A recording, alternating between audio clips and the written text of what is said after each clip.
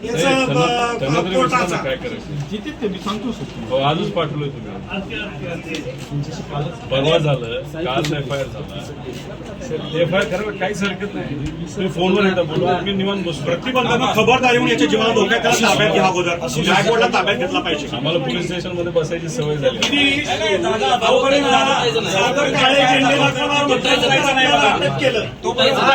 असं कार्यकर्ते नाही करायचा तोपर्यंत उठायचं नाही तुम्ही दुसऱ्या गुन्हा दाखल का पेक्षा जाणार नाही एवढे लोक इथे थांबणार आहेत बोलून परत आहे तुमच्या दारात वाचा तुम्हाला मान्य आहे का बघा साहेब काय माहिती आहे एवढं रागात बघा कारण नाही रागात नाही बघत अजिबात हे पोरग बघा रागाची ताकद बघा वजन बघा रागात बघायचं काहीच कारण बिलकुल नाही एवढा वेळ नाही काही नाही सांगितलं महाराष्ट्राचे मुख्यमंत्री गुन्हा दाखल करताना तुमच्या रागवायचं काही बरोबर ठीक आहे रागवणार काय अडचण काय तुम्ही सांगा कायदेशीर सल्ला मागवलेला आहे कायदेशीर सल्ला याच्यावर कायदेशीर सल्ल्याने होते कोल्हापुरात सगळ्या केसेस कायदेशीर सल्ल्याने चांगलं कल्पना आहे ना तुमची आम्ही सॅल्यूट करतो इतकी छान कल्पना आहे ना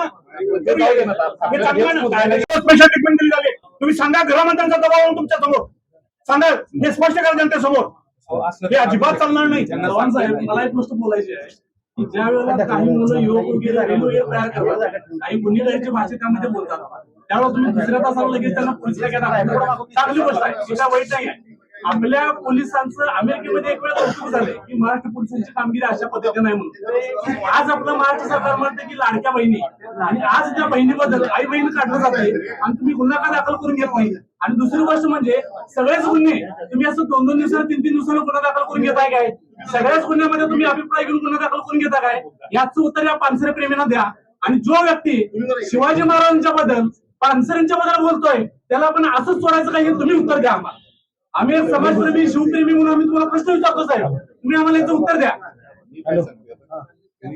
साहेब प्रत्येक गोष्ट अभिप्रायाची गरज नाही आम्ही काय केलंय ते सांगा आम्हाला स्पेशल ट्रीटमेंट का एक्स्ट्राऑर्डिनरी ट्रीटमेंट काय तुम्ही ते पत्र जे अभिप्राय मागितला त्याच्या विरोधामध्ये तुम्ही अभिप्राय मागितला ते लिहिलं का तुम्ही कशाला अभिप्राय पाहिजे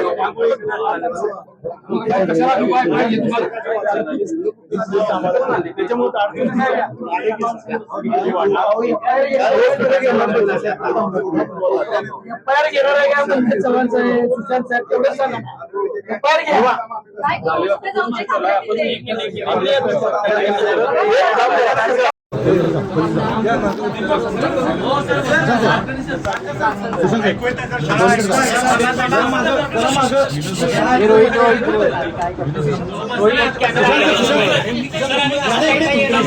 नका बोलू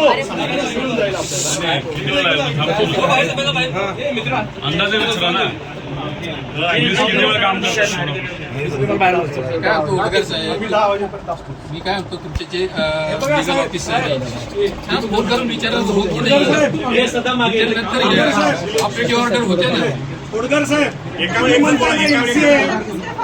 चव्हाण साहेब तुम्ही म्हणताय एनसीए वकील साहेब आले ते तुम्हाला पटवून सांगतो की कशा पद्धतीचा हा एफआयआर सल्ला सगळे गुन्हे एनसीए प्राथमिक स्वरूपात कसलं स्वरूप आहे वकील साहेब आले तर त्यांची भूमिका आपल्याकडे देखील विधी अधिकारी आहे साहेब माझी माहिती अशी आहे की आपण विधी अधिकाऱ्यांशी सुद्धा बोललेला आहात विधी अधिकाऱ्यांनी सुद्धा आपल्याला सांगितलेलं आहे की इट इज मोबाईल येतो दुर्वा मागे सर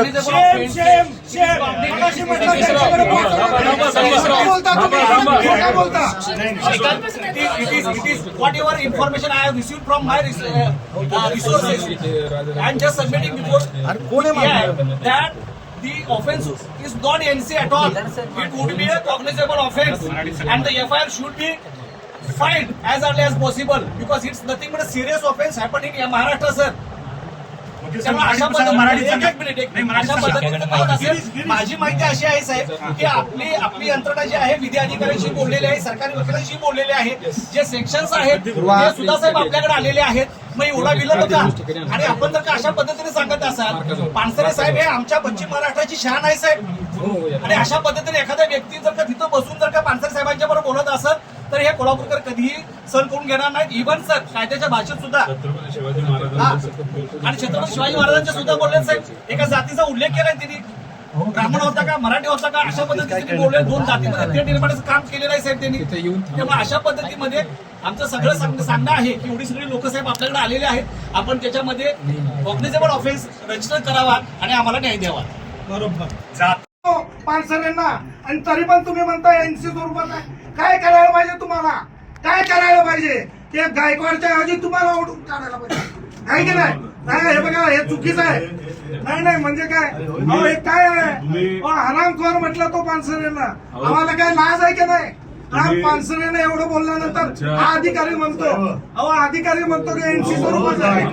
सकाळी तुम्ही जे पत्र तुम्ही जे एजंटना कोणा लिहिलं पत्र, ते पत्र आम्हाला बघता येईल आणि त्यांचं काय म्हणणं आलं तरी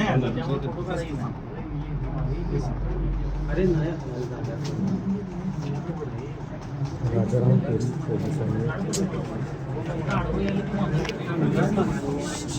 प्रशांत बी यांच्या तक्रार अर्जावर सरकारी अभियोक्त्यांचं मत मागवल्याचं पत्र दोन पाहत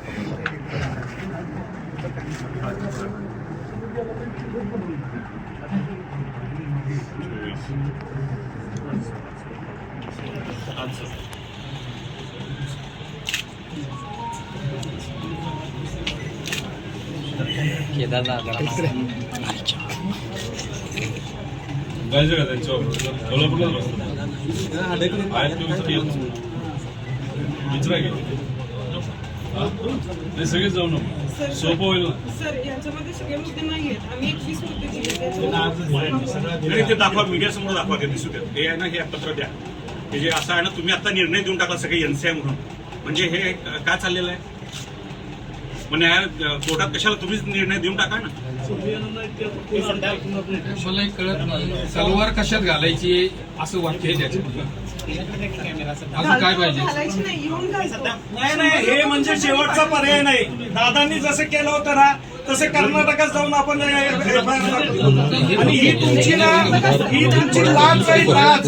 जर का आम्ही FIR कर्नाटकात केली ना, कर्नाटकात 100% FIR होणार आणि त्याच्यामध्ये तुमचं 0 FIR ती इथंच येणार. त्याच्यामध्ये तुमची लाच जाईल, एवढं लक्षात ठेवा. तुमची जर काय पोलीस डिपार्टमेंटची लाच तुम्हाला घालवायची नसेल तर ती NC ला FIR करून घ्या.